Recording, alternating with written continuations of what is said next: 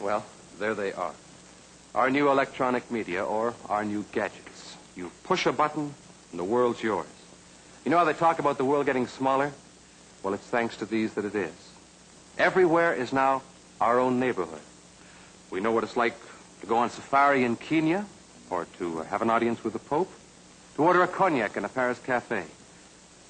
But not only is the world getting smaller, it's becoming more available and more familiar to our minds and to our emotions. The world is now a global village. A global village. Well, if the appliance store is the symbol of the age we're living in now, what about the symbol of the age just past? Because in contrast to all of this, we used to have just one medium, or one gadget, if you like. John? Come on around.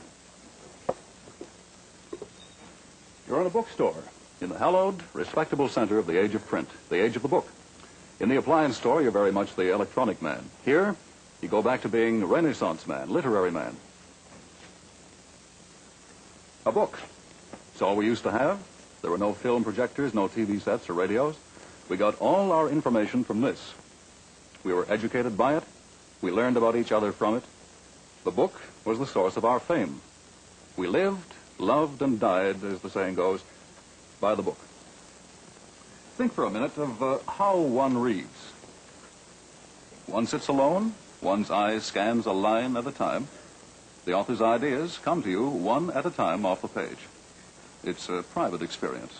It's not a community or family activity. You do this alone. The electronic media haven't wiped out the book. It's read and used and wanted, perhaps more than ever. But the role of the book has changed. It's no longer alone. It no longer has sole charge of our outlook nor our sensibilities. Of course, the trouble is we act as though we were still solely in the age of the book. Our notions of right and wrong, our regard for one another, for education, diplomacy, politics, religion, all belong to the literary man. And perhaps that's why literary man finds things today coarse or corrupt or materialistic. He hears the sound of fighting in the street, of the rough and tumble of life.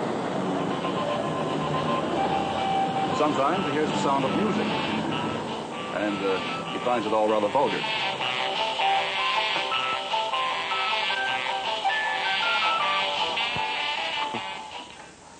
With me now is Marshall McLuhan. Well, Marshall, you've done a considerable amount of writing about media. What does this all mean, the book world that we had and the electronic world we have? I think the best distinction, Alan, might be found in the phrase, with it. You know how we speak of being with it, meaning we've understood completely. We've got the message, as it were, in every way possible. But in the older book or print culture, people were not with it. They were away from it by themselves with their own private point of view. Now, you have no point of view when you're with it because you accept the thing totally. And we're with it because these new media of ours, the one you talked about in the appliance store, have made our world into a single unit. The world is now like a continually sounding tribal drum, where everybody gets the message all the time. A princess gets married in England, and boom, boom, boom go the drums. We all hear about it. An earthquake in North Africa. A Hollywood star gets drunk. Away go the drums again. I use the word tribal. It is probably the key word of this whole half hour. Why, Marshall, do you use the word tribal? Why this? Well, I think you'll find everything we observed tonight about the media points in the direction of tribal man and away from individual man. Now, by individual man, I assume that you're referring to John's literary man. Yes, and tribal man is the man created by the new electronic media. So that this would be the basic change we spoke of at the beginning. Yes, we're retribalizing. Involuntarily, we're getting rid of individualism. We're in a process of making a tribe. For just as books and their private point of view are being replaced by the new media, so the concepts which underlie our actions, our social life, are changing. We are no longer so concerned with self-definition, with finding our own individual way. We're more concerned with what the group knows, of feeling as it does, of acting with it, not apart from it. Look, let's back up just a bit, Marshall. No. If more books are being used, more being sold, the libraries are crowded, they're busy, how can it be said, aside from what else may be happening, that we're moving out of a print culture? As John said, books are still very important, but their role is changing. The nature of their importance is changing. Remember that books were our first teaching machine, and during the Renaissance, our only teaching machine. Books are what gave the Renaissance its peculiar stamp. We had to see the world and each other's through the printed line on the page. And today, there are many media of information, many teaching machines. By teaching machines, I take it that you're not referring only to those found in the classroom. No. We learn everywhere. The book's role has diminished because of all the other actors. It's no longer king, but subject. We owe a lot to the book. The assembly line of mass production, that, for example, comes to us from the book, from the printed line where things move along and happen one at a time. But the assembly line has changed. It is no longer one thing at a time, but wherever possible, everything at once. 40 or 50 operations happening at the same time, controlled and synchronized exactly by preset tape. Notice the shift in the image.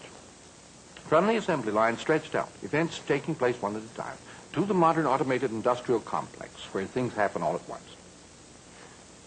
Bang. Not a line, but a field. And this applies not only to products, but to people. The line, the individual event, was the book. The field, the all-at-once, tribal drum, the new medium. Yes, but, I mean, our media, is any medium that strong that it can affect our lives and our whole outlook, Marshall? Aren't media, as I think most of us feel, on the edges of life? They can be taken or left alone. Well, Alan, we've seen how print affected all aspects of our lives. Industry, education, the concept of the modern army, even our managerial class is a product of print culture. So is the idea of romantic love. The media are at the heart of our life because the media work through our senses. And print is a medium. It changed our sense makeup from what it had been in the Middle Ages.